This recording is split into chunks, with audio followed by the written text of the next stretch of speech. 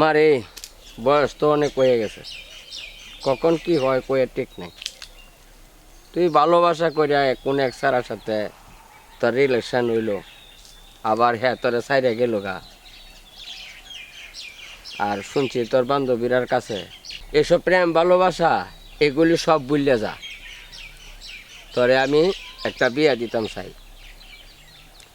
আর এই বয়সে কখন কি হয় কয়ে ঠিক নাই। আমি জামাইটা দেখে যাই, তো আমি মরলে পরও শান্তি। আব্বা, আমি জানি তোমার দুঃখটা কোন জায়গায়, কিন্তু এসব বিয়েটি আমার পক্ষে আর সম্ভব না। আমি একজনকে ভালোবাসছিলাম, সে আমারে হয়তো ধোকা দিছে, আমারে ঠকাইছে। আমি এখনও তারে ভালোবাসি। আমি কোনোদিনও অন্য কাউরে বিয়ে করতে পারবো না আব্বা। তুমি এইসব চিন্তা ভাবনা ভুলা যাও। আর তুমি আমার চিন্তা করতেছো, আমি কোনোভাবে নিজেরে চালাই নিমু। তুমি মরার পরেও আমি কোনো জায়গায় একটুও ঠেকমু না।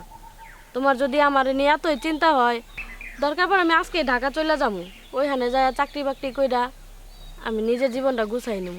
তারপরও আমি আর আব্বা বিয়ে শাদি করতে পারবো না। তুমি আব্বা আমার উপরে রাগ করো না, আমার পক্ষে চাচা, আপনারা বাপ মেয়ের কথা তো শুনলামই। আমি এই বিদেশ থেকে আইলাম, আমি তো বিয়া শাদিও করি নাই। আপনার মেয়েটা যদি আমার কাছে বিয়া দেন চাচা, তা আপনার মেয়ের সুখে দুইটা ডাল ভাত খাবার পারবো।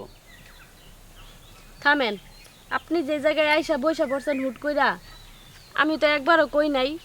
আপনি আমার অনুমতি না নিয়ে আমার বাপেরে কইতাছেন যে আমারে বিয়ে করবেন। মানলাম আপনি অনেক ভালো, আপনারে চিনি না, জানি না, আপনার পরিচয় জানি না। আচ্ছা, সব দিক দিয়ে আমার আব্বা আপনারে পরীক্ষা করে দেখলো, আপনার খোঁজ খবর নিল।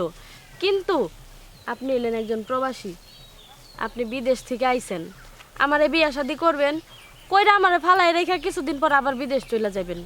তখন আমার জীবনটা আবার একা হয়ে যাব। তাই আমি চাই না যে নতুন করে আর একা হইতে। এমনিতেই আমি অনেক কষ্ট পাইছি, আমি নতুন করে আর কষ্ট পাইতে চাই না।